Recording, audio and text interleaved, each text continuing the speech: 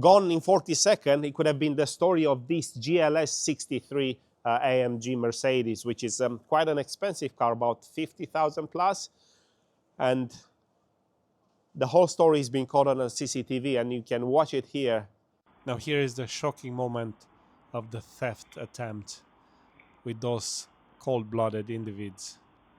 So one of them walks close to the car having something in hand. It's unclear how the car was opened. However, the second one on the right of the screen is the one with the antenna, and he's the one that tried to collect key data to replicate then to the other guy in the car already. So now the guy in the car waits from the signal from this device, and see the guy with the antenna come closer to the building to pick up the signal key, and eventually he does succeed because everyone keeps the keys by the front door. And you see the lights are on, the car is started, however tends to move, but because of the Immobiliser system it fails, and this is a failed attempt. Luckily this time, because the car was protected with an Immobiliser. Now there are few things to take out of the situation. The car is still here, so the theft has been prevented with an aftermarket Immobiliser, but the relay attack, it could have been prevented differently, and that it is something that is worth mentioning because pretty certain many owners of keyless entry technology vehicles, they don't know the possibility of disabling the keyless function, which is very important because it could prevent the relay attack. There are two ways to prevent a relay attack. One, make sure the key is not available to transmit the information to the relay systems. And then secondly, it is to disable the keyless function on a vehicle itself. And the way it works on this Mercedes is by locking the car. Now, I'll show you normal locking. So on a single press, what the vehicle does, let's count again the flashes. So on the single press, 2, 3. So we have 3 flashes. Now, in the single press, the vehicle is locked and armed.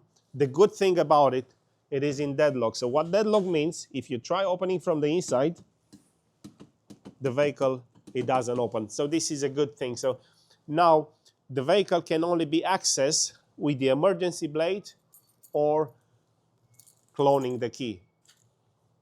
And of course, this is what happened. The key was cloned and the vehicle was opened. There's a way to disable the keyless function.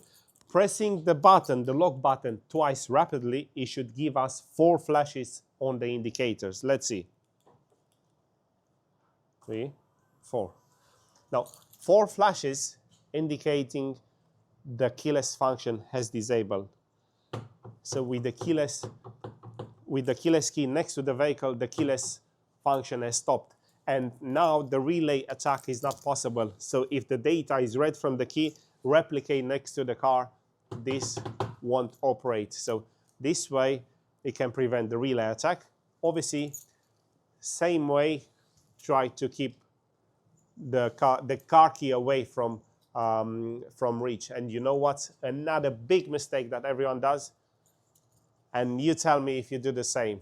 Where is the car key kept in the house? By the front door. And of course, this theft is so easy to happen. The car key kept by the front door, the keyless function not being disabled, no extra Immobiliser, and that's how the theft is happening. Now, this is, on this Mercedes, an Immobiliser system has been fitted. It sounds very nice, isn't it? And what happens, the engine starts normally. I tend to put on gear and the engine shuts down. And this was the moment, as you can see in the filming, where the thieves runs away unsuccessful in their attempt of stealing this Mercedes GLS. Is this useful to you? I think it is. And Give me a comment, leave me a comment and share, because this could save someone a lot of headache and make them keep their motor where it belongs, to them, of course.